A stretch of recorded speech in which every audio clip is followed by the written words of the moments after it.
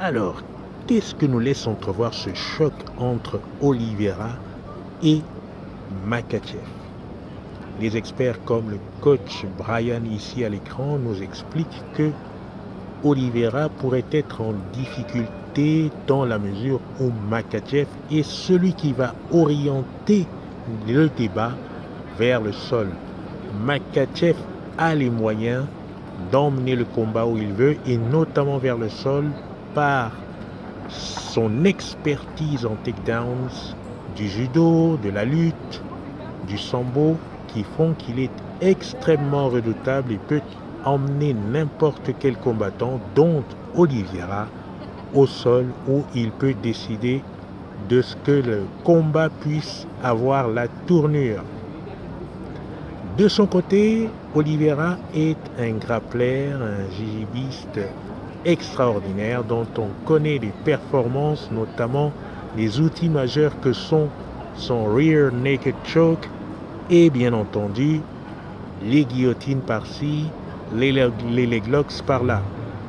Cependant, Makhachev nous fait comprendre que ce n'est pas quelque chose qu'il craint, notamment les guillotines, et que de toute façon, c'est le sol qui va résoudre les choses.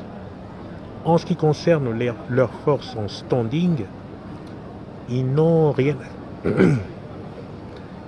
à craindre l'un de l'autre. Ils sont parfaitement à jeu égal dans ce domaine-là. Donc ça va se jouer notamment au mental, à celui qui aura la décision de prendre les choses en main et d'imposer son jeu. Reviendra aussi la tendance du match. Et après, comme c'est un match de MMA, tout peut arriver à tout moment. Toujours est-il que si les choses s'installent sur la durée, ça pourrait être très compliqué aussi pour Oliveira qui va se voir submergé par la lutte de Makhachev. Est-ce que cela veut dire que Makhachev a directement la part belle?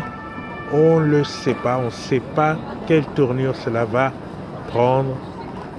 Toujours est-il que le combat va être un moment incroyable, très intéressant pour apprendre de la lutte, du jiu-jitsu. Qui est-ce qui prendra l'avantage avec pour arbitre le striking? Voilà, entre Makhachev et Oliveira.